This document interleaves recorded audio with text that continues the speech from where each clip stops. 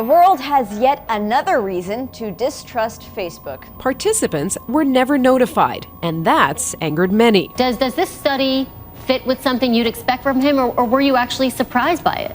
Well, I'm not surprised. I mean, we're all kind of lab rats in the big Facebook experiment. Have you ever felt like the content you see online is trying to manipulate you? I think we've all had the thought cross our minds at some point. What if social media isn't just trying to keep us interested and engaged, but is actually influencing how we think and feel? What if it's deliberately making us sad, angry, happy, or even changing our opinions? This is the story of how Facebook conducted a secret experiment on nearly 700,000 users without their knowledge or consent. This wasn't the test of a new feature. It was a psychological study to see if your emotions could be manipulated.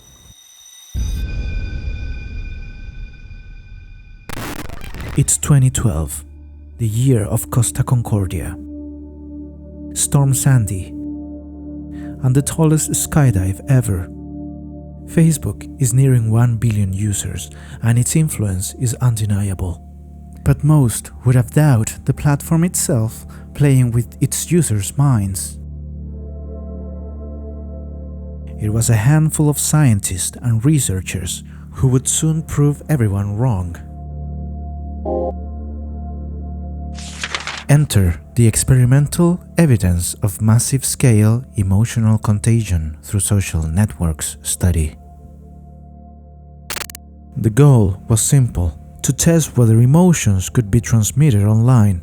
To do this, they altered the newsfeed of randomly selected people with the help of an algorithm that, for 1 week, showed a slightly higher percentage of either positive or negative comments on their newsfeed. They then checked to see if this had any impact on how the users updated their own page, which it did. The study showed that even when the effects were small, users mimicked what they saw in their newsfeed. While the implications might be hard to understand even today, one thing is for certain: Facebook had now proof of its own power. Facebook totally screwed with a bunch of people in the name of science. Well, do you sign up for Facebook to play games and to be a lab rat, or do you just want to talk to your friends? There really isn't much recourse other than going to Facebook and deleting your account.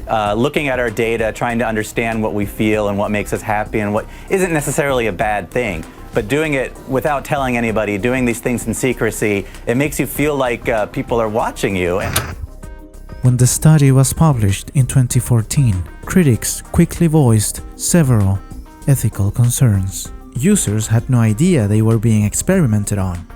Facebook hadn't disclosed the experiment until it was over, and even then, the publication came 2 years later. Additionally, the original post by Cornell University had identified the Research Office, an agency within the as one of the funders of the experiment, only to later correct this and say the had no involvement. The study was universally condemned, and everyone agreed that what the company had done was not okay, if even legal. But then, nothing changed. No legal action was taken, no high-level executive fired. It all faded away from the public's eye, and the whole issue was swept under the rug.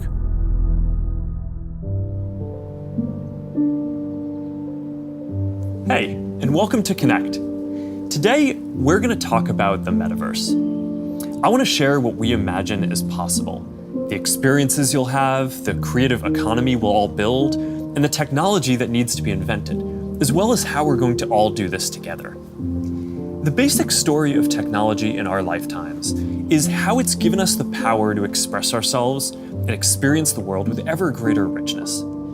Back when I started Facebook, that mostly meant text that we typed on computers. Then we all got phones with cameras, and the internet became much more visual. And recently, as connections got faster... So I wanted to make this video because I think we all have the feeling that there might be something out of place with social media. Since this experiment was conducted in 2012, several whistleblowers have come forward to denounce quite concerning practices by Facebook, now renamed Meta. Even when more than 10 years old, is incredibly relevant in the light of current events. It was only a year ago that Facebook's CEO, Mark Zuckerberg, was questioned by United States Congress about issues of and mental health that Meta's products have caused on young people, mainly teenagers. I won't go into detail, but if you want to do like a deep dive into this subject, I would recommend checking what Frances Haugen, Sarah Wynne Williams have said about this. This is all people that worked at the company. There is a huge amount of evidence showing that social media is straight out manipulating us, either willingly or not. Of course, it's willingly. But to close this video, what can we do to fix this? I don't think this is right. This is not a dream, this is a nightmare. You people all have to be stopped. And I think that one thing that we can do for sure is actually searching for information, not just passively consuming whatever the feed presents to you. If you have a parent that's going down a rabbit hole, try to educate them and explain to them how recommendations work. And if you're a parent, talk to your kids about their online experience and try to really listen without preconceptions or judgments. But anyway, guys, this is a huge topic and this video is not meant to give you an answer or tell you what to do or not to do. I hope you liked the video. Subscribe if you would like to stay up to date with new uploads. I am just starting out this project and I'm looking forward to creating some exciting and interesting videos together.